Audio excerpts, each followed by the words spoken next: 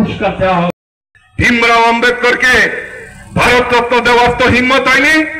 1990 সালে সেই ভারতরত্ন দেওয়া হয়েছিল শুধু ভারতীয় জনতা পার্টি, সেই সময় অটল বিহারী বাজপেয়ীর আবেদনে।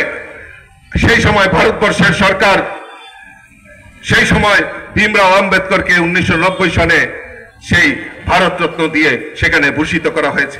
মোদীজির নেতৃত্বে সরকার সিদ্ধান্ত নিয়েছে আমাদের ভীমরাও আম্বেদকরের যে পঞ্চস্থান রয়েছে সেখানে তীর্থস্থান, ওনার জন্মভূমি, কর্মভূমি, তীর্থভূমি সমস্ত এই যে 5টা ভূমি রয়েছে সেখানে মোদীজি সিদ্ধান্ত নিয়েছে এই বাবা সাহেব আম্বেদকরকে ভোলা যাবে না, উনার অপমানকে সহ্য করা যাবে না।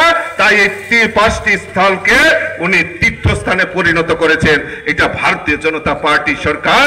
আমরা সংবিধানকে মান্যতা দেই, আর এই সংবিধান রচয়িতা ভীমরাও আম্বেদকরকে আমরা সম্মান দিতে জানি।